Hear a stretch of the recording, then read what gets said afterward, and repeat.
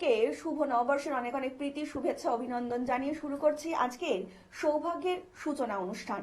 সৌভাগ্য, আমি আপনি কিন্তু প্রত্যেকেই এই একটা ছোট্ট কথার পিছনে ক্রমাগত দৌড়াচ্ছি।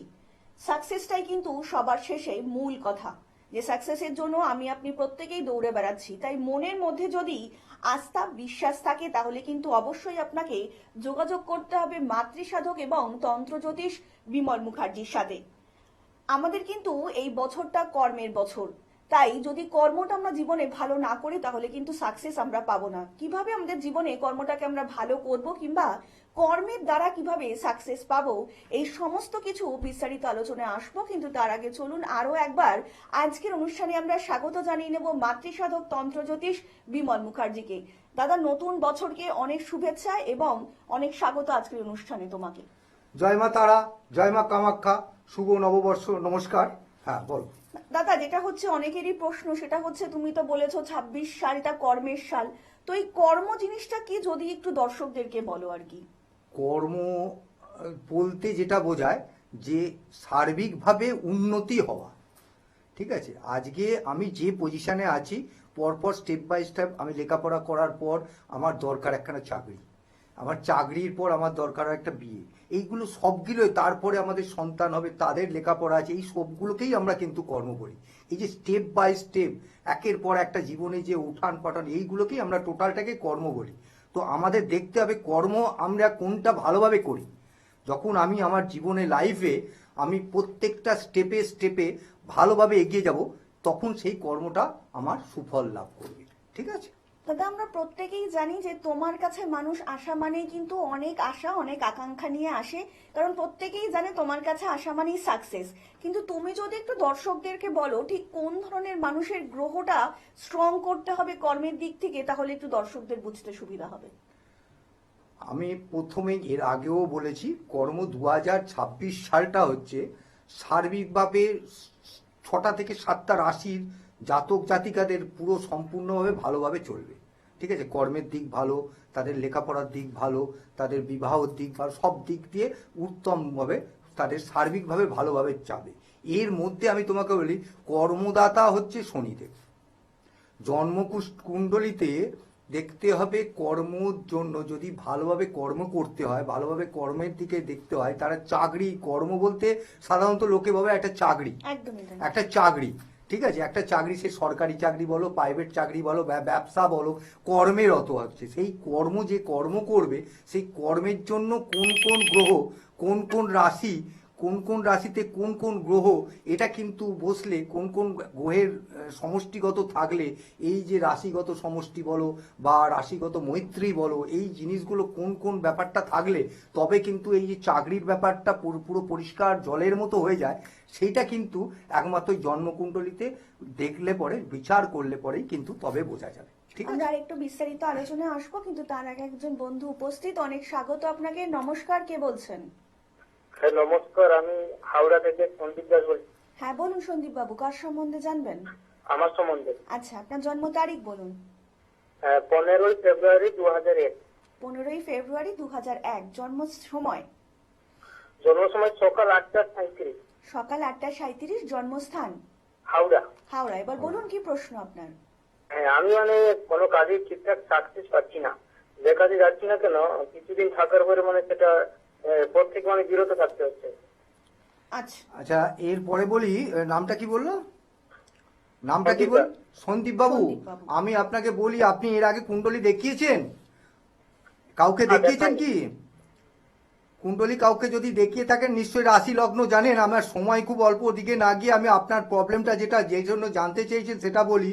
আপনি কিন্তু একদম টোটালটাই হচ্ছে, যেটা হচ্ছে একটা শনি বৃহস্পতির একটা দোষের মধ্যে আছেন। ঠিক আছে, 20 যোগ আপনার শনি আর রবি একই সঙ্গে বসে আছে, সেই জন্য আপনার একটা রোগ, একটা দোষ রয়েছে। ঠিক আছে, এইখানে শনির ঘরে যদি রবি বসে থাকে, এই প্রবলেমের জন্য কিন্তু আপনি কর্মে কিন্তু প্রবলেম চলছে। ঠিক আছে, একটু আপনি আমার সঙ্গে দেখা করবেন।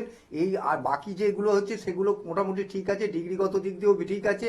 আপনি আমার সঙ্গে একটু দেখা করলে আমি কিন্তু আপনার এই প্রবলেমটা সহজেই মিটে যাবে, কোনো অসুবিধা হবে না আপনার। হ্যাঁ, চেম্বারটা কোথায়?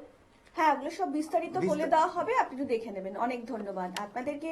আরও একবার জানিয়ে রাখি 2026 বছরে যদি নিজের জীবনকে একটু উন্নত করতে চান এবং কর্মের দিক থেকে কিংবা যে কোনো কর্মের দিক থেকেই হোক, যদি নিজের জীবনকে একটু পরিবর্তন করতে চায় এবং অবধারিত ফল পেতে চান, তাহলে কিন্তু অবশ্যই আপনাদেরকে যোগাযোগ করতে হবে মাতৃসাধক এবং তন্ত্রজ্যোতিষ বিমল মুখার্জির সঙ্গে। এবং যারা এই মুহূর্তে দূর থেকে দাদার অনুষ্ঠান দেখছেন তারাও কিন্তু যোগাযোগ করতে পারেন। তার জন্য কিন্তু আপনাদেরকে ডায়াল করতে হবে 8100684023 নাম্বারে, তাছাড়া 9674030404 নাম্বারে আপনারা কিন্তু যোগাযোগ করতেই পারেন। তাছাড়া কিন্তু আপনারা দাদাকে পেয়ে যাচ্ছেন মঙ্গলবার শোভাবাজার ভাগ্যলোকে এবং বৃহস্পতিবার সৌভাগ্য চক্রে কালীঘাট লেক মলের পিছনের দিকে। এবং আপনাদেরকে আরো একবার বলে রাখি, নতুন বছরেও কিন্তু আপনাদের জন্য রয়েছে একটা নতুন চমক, কারণ প্রতিদিন কিন্তু রাত্রি 9টা থেকে 10টা, একদমই তাই। এই যে একটা মুহূর্ত, এই মুহূর্তে কিন্তু আপনারা অবশ্যই ফোন করতে পারেন, দাদাকে যে কোনো একটা প্রশ্ন করতে পারেন, দাদা কিন্তু তার উত্তর দেবেন।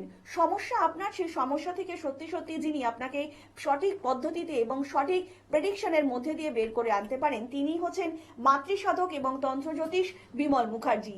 এবং আপনারা প্রত্যেকেই জানেন, যারা ইতিমধ্যে দাদার সঙ্গে দেখিয়েছেন তারা তো জানেন, এবং যারা এখনো সমস্যার মধ্যে রয়েছেন, কোথায় গেলে সমাধান খুঁজে পাবেন বুঝে উঠতে পারছেন না, তারা কিন্তু অবিলম্বে যোগাযোগ করতে পারেন মাতৃসাধক তন্ত্রজ্যোতিষ বিমল মুখার্জির সাথে। দাদা, এই যে একটা ফোন আমরা এক্ষুনি পেলাম, তো এটা দিয়ে একটু জিজ্ঞেস করতে চাইছি, অনেকেই তো বলছেন যে কর্ম করছি কিন্তু কর্মটা ঠিক হচ্ছে না, কর্মে বাধা হচ্ছে। এই যে বাধাটা যদি একটু দর্শকদেরকে জানাও। ব্যাপার হচ্ছে এইগুলো তো সার্বিকভাবে বলতে গেলে তো জন্মকুণ্ডলী ছাড়া না দেখে তো কিছু প্রেডিকশন করা যায় না, কার কোন গ্রহ দোষ আছে, রাশির মধ্যে কিভাবে আদান প্রদান আছে, এটা দেখতে হবে। আমি জাস্ট প্রতিদিন যেভাবে বলি, আমি আজকে যে টোটকাটা বলবো সেই টোটকাটা কিন্তু যদি কেউ করতে পারে, মানে প্রত্যেকের এই টোটকাটা করতে পারে, এই টোটকাটা করলে সার্বিক মানে সবার ক্ষেত্রেই কিন্তু এই কর্মক্ষেত্রে কিন্তু সাফল্য পাবে। ঠিক আছে, সেটা হচ্ছে শুক্লপক্ষের নবমী থেকে পূর্ণিমা পর্যন্ত।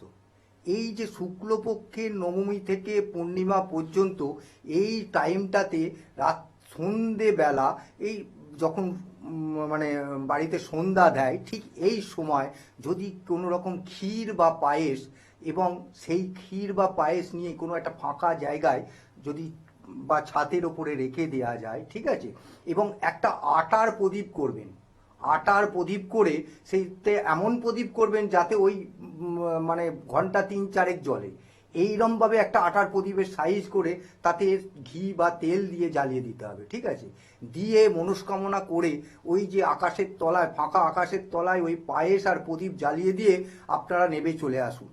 ঠিক আছে, এবং মনস্কামনা করে আসুন। ঠিক ঘন্টা 3-4 পর তারপরে গিয়ে আপনি ওইখানে আবার আপনার মনস্কামনাটা জানিয়ে আপনি ওই পায়েস নিয়ে চলে আসুন, এবং প্রদীপটা যেন তখনও জ্বলে। ঠিক আছে, প্রদীপটা কিন্তু নেভাবেন না, প্রদীপটা জ্বলতেই থাকবে। আপনি পায়েসটা নিয়ে এসে নিজেও পায়েস প্রসাদ গ্রহণ করুন এবং সবাইকে প্রসাদ, বাড়ির সবাইকে প্রসাদ বিলি করুন। এই টোটকাটা যদি আপনারা নবমী মানে শুক্লপক্ষের নবমী থেকে আপ টু পূর্ণিমা পর্যন্ত করতে পারেন, ঠিক আছে, সেই এইভাবে যদি আপনি 5খানা করুন, 5টা অবধারিত ফল পাবেন। আপনি আপনার কর্মে যে কর্ম আপনি পাচ্ছেন না সেই কর্ম পাবেন। যারা কর্মেতে অসন্তুষ্ট আছেন, যারা ব্যবসায় অসন্তুষ্ট আছেন, ব্যবসা চলছে না, সেক্ষেত্রেও কিন্তু আপনি খুব চমৎকার ফল পাবেন। এটা কিন্তু একটা বাস্তব সত্য। যে কোনো কার্যে অবধারিত ফল পেতে আপনাকে কিন্তু আসতেই হবে মাতৃসাধক তন্ত্রজ্যোতিষ বিমল মুখার্জির কাছে, যিনি ইতিমধ্যেই জ্যোতিষ জগতের একজন উজ্জ্বল নক্ষত্র। যারা দূর থেকে অনুষ্ঠান দেখছেন তারা কিন্তু অবশ্যই নিচের নাম্বারে কিন্তু ফোন করে চলে আসতেই পারেন। দাদা, আজকের মতন অনুষ্ঠান কিন্তু আমাদের এখানেই শেষ করতে হচ্ছে, কথা দিয়ে যাচ্ছি আপনাদের সকলের সঙ্গে দেখা হবে আগামী পর্বে। সকলে অনেক ভালো থাকবেন। নমস্কার। নমস্কার।